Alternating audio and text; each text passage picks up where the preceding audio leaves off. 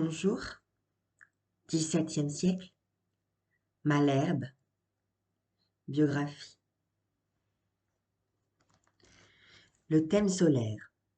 Depuis le safran que le jour apporte de la mer, l'arme de Saint-Pierre, jusqu'à le dernier de mes jours et dessus l'horizon, Stance 1608, où le combat du soleil contre les ténèbres, l'an n'aura plus d'hiver, le jour n'aura plus d'ombre.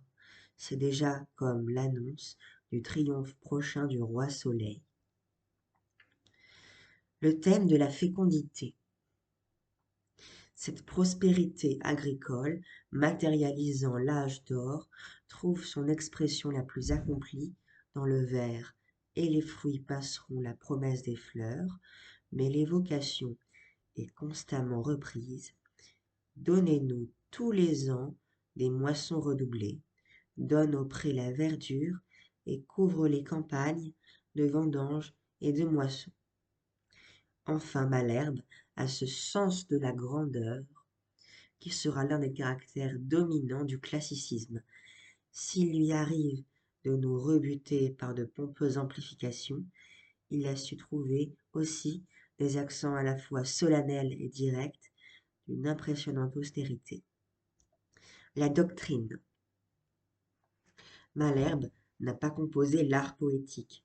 Pour connaître sa doctrine, il faut rassembler des éléments épars dans les remarques acerbes dont il crible un exemplaire des œuvres de Desportes et dans les boutardes rapportées par Racan. Sa sévérité envers lui-même, ses corrections sont également révélatrices. Il souhaite avant tout la rigueur, la clarté, l'harmonie et croit aux vertus de la contrainte. La langue. Au poète, il faut d'abord un outil impeccable, une langue pure. La Pléiade avait voulu enrichir la langue, Malherbe va l'épurer, donc l'appauvrir. Il proscrit les provincialismes, il parlait de dégasconner notre langage, les archaïsmes, les termes techniques, les mots composés et dérivés, les mots bas. Il renvoyait ordinairement aux crocheteurs, portefaix, du port au foin, et disait que c'étaient ses maîtres de langage, Racan.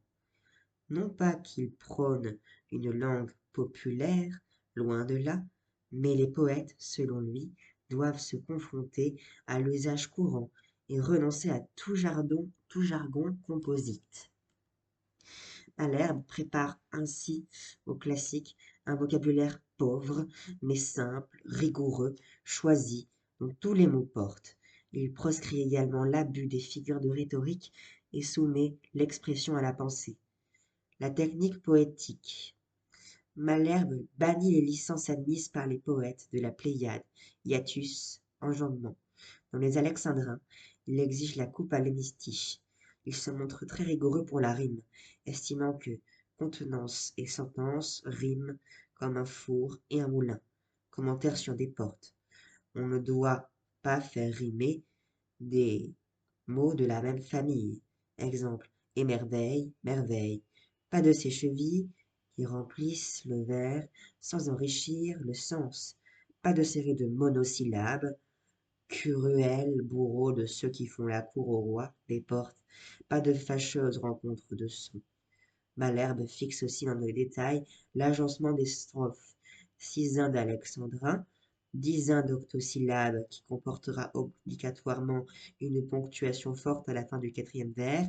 Ces rythmes sont moins variés que ceux de Ronsard, mais extrêmement soignés.